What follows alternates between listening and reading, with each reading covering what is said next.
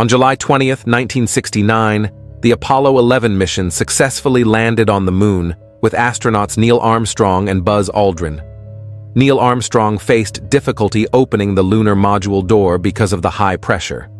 After a struggle, they managed to open it, but accidentally hit the module, breaking a crucial part, the ascent arming switch.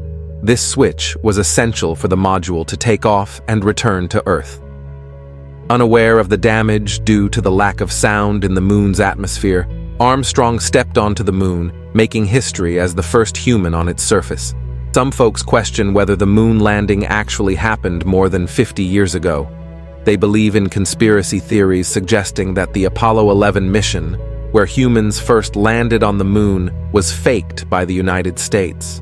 Skeptics argue that the moon landing was filmed on Earth and point out things like the waving flag on the moon, claiming it shouldn't be possible without air. In today's video, we'll explore the evidence and try to uncover the truth behind these claims. The Apollo 11 mission landed the first humans on the moon because the United States and the Soviet Union competed to demonstrate superiority in space exploration during the Cold War. The Soviets initiated the race by launching the first artificial satellite, Sputnik, in 1957. Subsequently, Yuri Gagarin became the first person in space in 1961, causing concern in the U.S. In response, President Kennedy decided that the U.S. should undertake a significant endeavor in space to surpass the Soviets. In 1961, he proposed the idea of sending humans to the moon.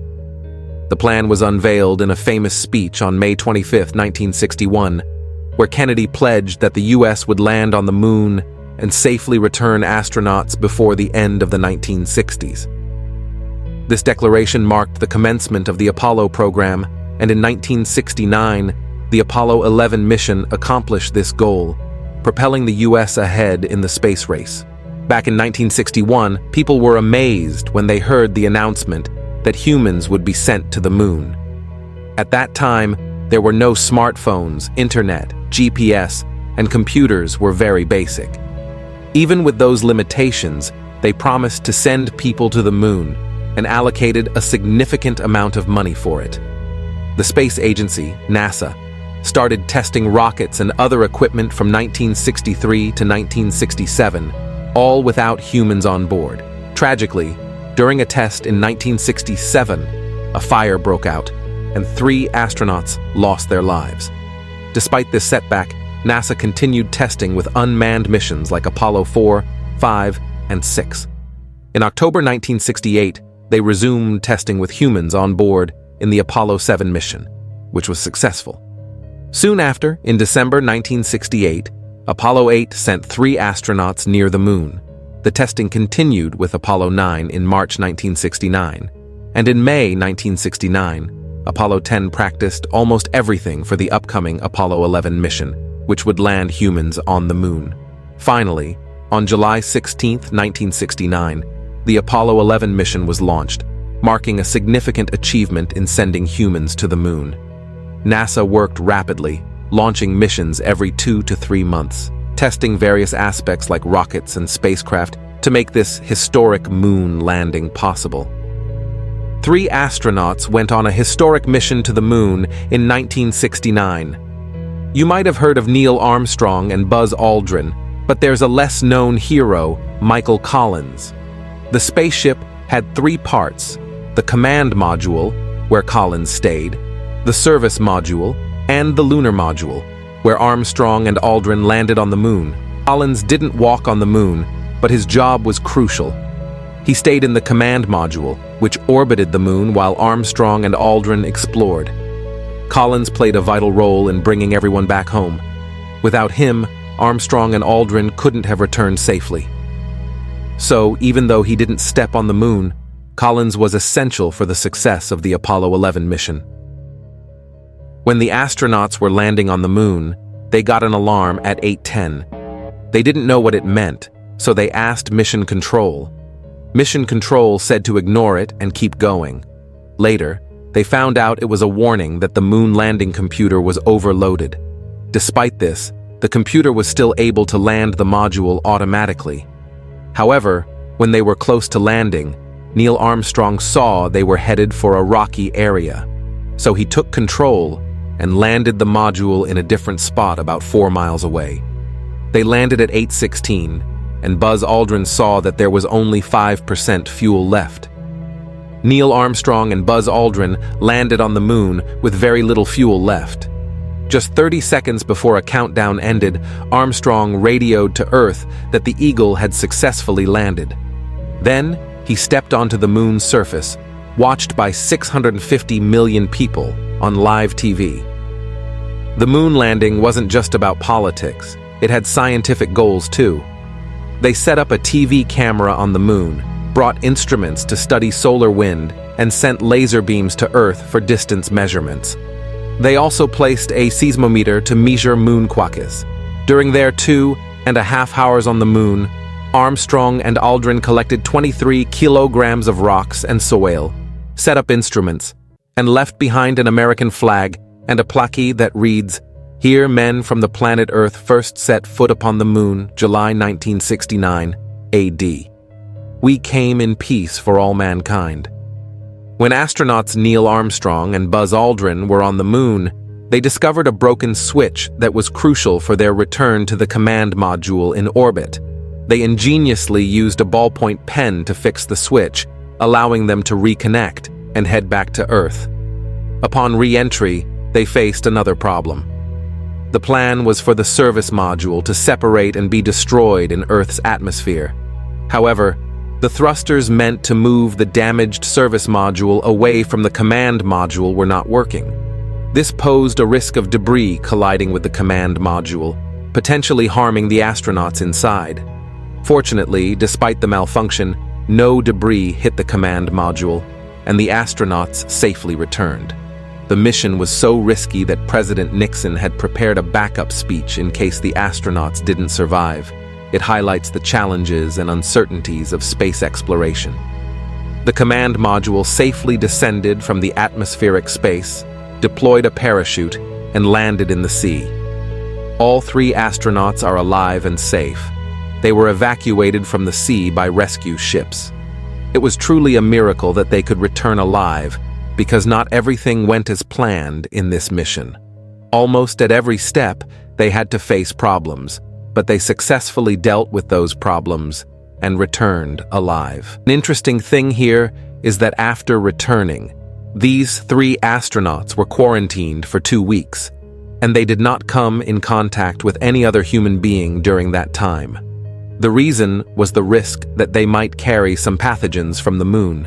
Nobody knew what diseases they might have encountered on the moon, so to be safe, they were kept in quarantine. Once again, thankfully, nothing like that happened. The moon landing of Apollo 11 became news in newspapers worldwide, as President Kennedy had said, "We will land humans on the moon before the end of the decade," and NASA demonstrated it. The passage is addressing the conspiracy theory that suggests the moon landing in 1969 was fake. It mentions that some people believe the US might have faked the landing to gain an advantage in the Cold War, but this idea has been debunked many times. The text explains that if the moon landing had been fake, the Soviet Union, a rival of the US at the time, would not have accepted it. It also mentions that Soviet sources, like the Great Soviet Encyclopedia, confirmed the authenticity of the Apollo landing.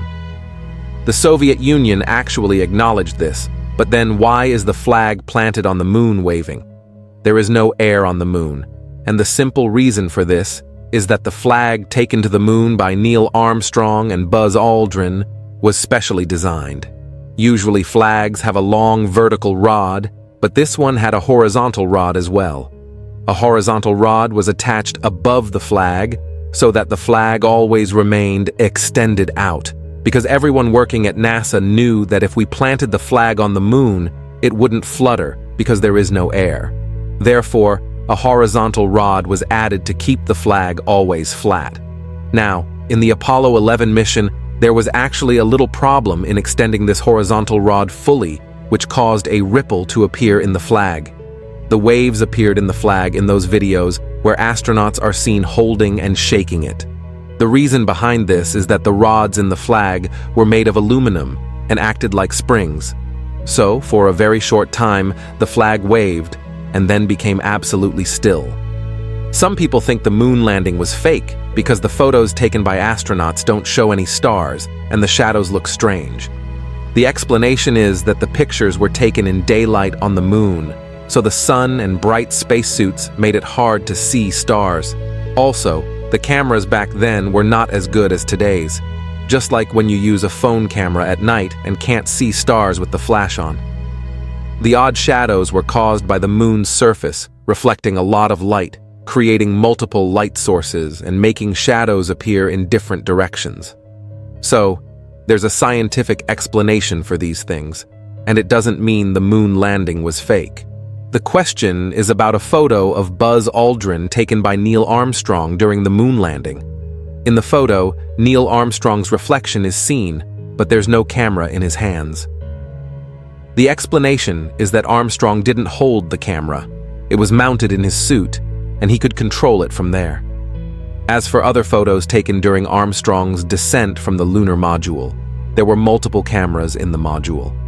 The statement dismisses false theories and suggests that the actual criticism is different from these claims. After the moon landing, some people praised NASA for a job well done, but others criticized the huge amount of money spent on the mission. In 1962, even before the moon landing, the New York Times questioned whether the money could be better used to address issues like education and inequality. Surprisingly, the moon landing had unexpected benefits. It sped up the development of computer chips. NASA's demand for these chips led to advancements, and their prices dropped significantly. This, in turn, accelerated the growth of technology in everyday life. Despite these advancements, the high cost of the Apollo program, which involved over 400,000 people and totaled around $24 billion, became a point of contention. In today's dollars, it would be over $100 billion.